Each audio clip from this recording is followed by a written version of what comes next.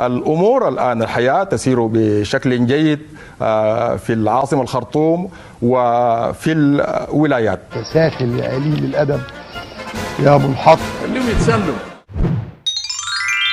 يو السلام عليكم ورحمة الله. رجعت لكم تاني مع عثمان داقيرس. مبسوط طبعا مبسوط. ألف مبروك يا أخي، يعني هابي عصيان مدني تو ايفري ون. فعمك الكباشي المتحدث باسم المجلس العسكري اتصل عليه ناس الجزيرة قال لها الأخبار شنو؟ عصيان كيف يا حبيبنا؟ قال لهم والله ما في عصيان، أمور ضابطة، أمن مستتب، شوارع مليانة يا مان الحياة تسير على طبيعتها. قوى إعلان الحرية والتغيير أعلنت صراحة منذ تداعيات أحداث نظافة منطقة كولومبيا أنها توقف التفاوض معنا وأنها تصعد إلى أقصى درجة، وأعلنت عن العصيان المدني. الأمور الآن الحياة تسير بشكل جيد في العاصمة الخرطوم وفي الولايات. لم تتأثر الحياة كثيرا بهذا العصيان المعلن اليوم. بس في نفس الانترفيو قال شنو؟ عليكم الله يا ناس المهنيين، يعني العصيان ده مؤثر على الحياة، ويعني عليكم الله تراجعوا على حرام عليكم، عيب كده عيب.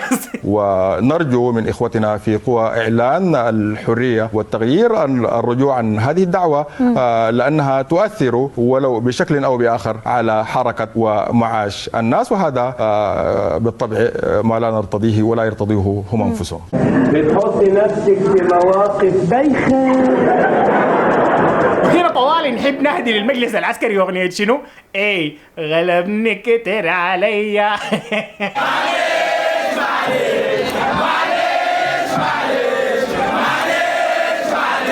يعني قطعوا الانترنت، قاعدين بيرهبوا الناس في الشوارع، بيفضوا المتاريس بالقوه، مش يشتروا لهم قلابات يا حبيبي، قلابات كده كاش ماني عشان يجي يفضوا بها الشوارع من الطوب ومن كميه الحجار الناس خاتينها للمدارس، ولا الا تطيروا يا حبيبي. يا اخي لدرجه انه بيقوا بيطلعوا لهم عربات بميكروفونات يقولوا شنو؟ جيش واحد شعب واحد، جيش واحد جيش واحد شعب واحد، جيش واحد شعب واحد. مدنية بس يا جيش، مدنية يا جيش، مدنية. ما نحن جيناكم في القيادة بهداوة كده، قعدنا نتفاهم معاكم، كان قدامكم شعب واحد قاعد في القيادة العامة بتحت الجيش. وين التفاهم ده؟ وين الحب ده؟ كان من قبيل يعني، ولا لما انغلبكم قرنبتوا تقعدوا تحنسوا فينا؟ والله انا زي المجلس العسكري الا يطيروا تطيروا بس. فزمان كان قدامكم الترس بتاع شارع النيل، حس البلد كلها بقت متاريس يا حبيبنا. زمان كان الاعتصام في القيادة العامة، حس قال لك حد الاعتصام من بحري ومن الخرطوم هنا لولاية النيل الازرق، ومن درمان ذاتها للولاية الشمالية هناك شرق، الا تطيروا. انا ده شارع العمدة قدام ده كده، الشارع الماشي على دودي ماشي على شارع الوادي. شوف العصيان بس ما وقف عن العمل. اسمعني ادينا فرصه شوي. العصيان بعد ما بقى في دم وبقى في قتل وبقى في اغتصاب وبقى في دخول بيوت، العصيان والله نحن المفروض بعد كده نكون ما سلميه، لكن احنا سلميتنا نقفل الشارع. في الشارع ده بس بنقفل الشارع ده يا سعادتك، فشنو فبنقفل الشارع يعني. كلنا نحن ضابطينك، نحن ضابطين. فالعصيان المدني الحمد لله ليوم الثالث يعني نجاح فائق النظر، مبالغة بلد كلها ما مرقت يا حبيبنا. فبصراحة كده بعد الانتهاكات اللي حصلت في البلد من قتل الناس، انتهاك الحرمات، بقوا بنطوا للناس في بيوتهم، والعدد الكبير من الإصابات بالرصاص الحي، وحتى عمليات الاغتصاب اللي بقت بتحصل داخل الأحياء، دي حاجة خلت كل العوائل وكل الأمهات يخطوا خط أحمر ويقولوا بعد كده العصيان المدني ده حبابك يا حبيبنا، مرقة من البيت ده ما في، ولو مرقتها بعد كده إلا تبيت في الشارع يا ولد. المجلس العسكري عامل ديكتاتوري يا حبيبنا، والله الحاجة دي ما بتقدر عليها. اوكي انا ما اقدر. اوكي وطيب هنا واحد طوال حيجينا ناطي يقول لنا العصيان المدني الفايدة منه شنو؟ قفلتوا الشوارع، عملتوا سويتوا. تعال نشرح لك يا حبيبنا. البلد دي قائمة على الضرائب، البلد دي شغالة بالضرائب، ضرائب انت بتدفعها في الكهرباء، ضرائب 30% اتصالات، لو شحنت رصيد سايل النت ما في اصلا، النت قطعوه بالمناسبة ناس الحكومة. لماذا قطعتم الانترنت عن السودان او عن الخرطوم تحديدا؟ نعم أخي الفاضل، نحن صحيح يعني قطعنا للإنترنت ووقفنا خدمته لفترة محدودة لأسباب نقدرها. فقاطعين النت طبعا عشان ما في زول يرسل فيديوهات ولا والله الا تطيروا، نحن ابلود ده بنعمله. الضرائب دي كلها داخله لخزينه الحكومه. يا اخي خدمات الجمهور بس، مراكز خدمات الجمهور في ولايه الخرطوم تقريبا بتدخل قريب 9 مليار جنيه سوداني في اليوم.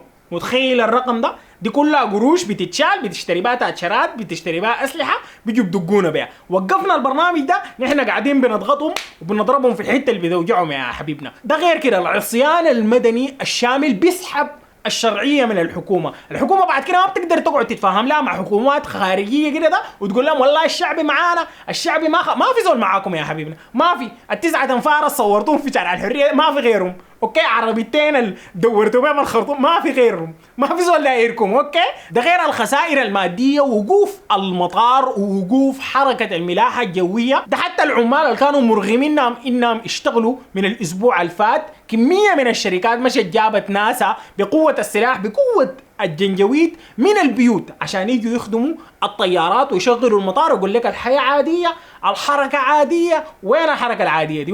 وين؟ هذا وكشف رصد لموقع فلايت رادار عن توقف حركة الملاحة في مطار الخرطوم الدولي. يأتي الشلل الذي أصاب حركة الملاحة الجوية في إطار العصيان المدني الشامل. ده غير إنه الرحلة الجاية الخرطوم كلها شنو؟ لغوها. اوكي، وين الحركه الطبيعيه دي؟ فبعد ما شغلوا الجنجويد يشيلوا الشنط من الطيارات، حاليا غلبهم قاموا جابوا لهم شنو؟ ناس من مصر عشان يشغلوا لهم المطار. والله بعد كده يا حبيبنا نحن نقترح عليكم تجيبوا لكم ذات شعب كده تستوردوا بالعمله الصعبه، لانه زول تاني مرقه من بيته ما في الا انا حمرق اعمل ابلود اجي راجع بس. فحاليا مع قطعه الانترنت كمان البنوك بقت واقفه، الشركات بقت واقفه، الاسواق بقت واقفه، الواتساب بتاع العيله الحمد لله بقى واقف، ما قاعد يرسلوا لنا جمعه مباركه، عصيان مدني سعيد، بقى الرسائل زي دي الله رحمنا مينا. فبعد ده احنا نقول للمجلس العسكري غلبكم، والله غلبكم، والله العظيم غلبكم. يعني ترويع شفناه، قتل شفناه، بطش زايد عن الحدود. يا اخي ناس المجلس العسكري ده لما اشتاقوا للمظاهرات كده، اشتاقوا كده لمظاهرات ناس تطلع لهم عشان يدقوا فيهم بومبان، بقوا بدقوا البومبان شنو؟ جوا البيوت. والله يا اخي غلبتكم الحيله. يعني ما عارف الا بعد كده يجي زول يدقوا لي بقى عليك والله اشتغل، عليك الله اشتغل، والله عليك الله اشتغل، بنديها والله بنديها مدنيه.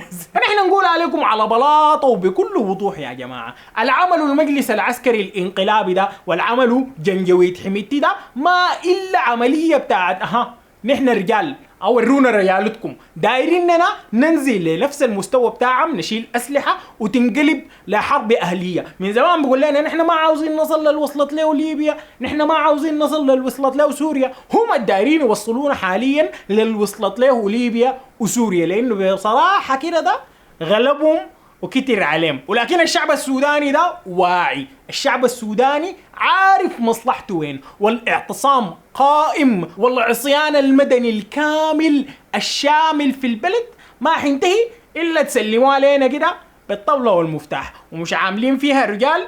احنا وريناكم الطفى النور منه. في النهاية بقول لكم شكرا لكم للمتابعة. معاذ عثمان داقي جلس. السلام عليكم. شوفكم والله نشوفكم لما نبقى في ما في انترنت. عندنا فردتنا كده الله يديه العافيه، موصل لنا كيبل كده من الكيبل البحري ذاته. لو قطعتوا الانترنت بنجيب قمر صناعي هنا ده، ولا تطيروا، ولا تطيروا.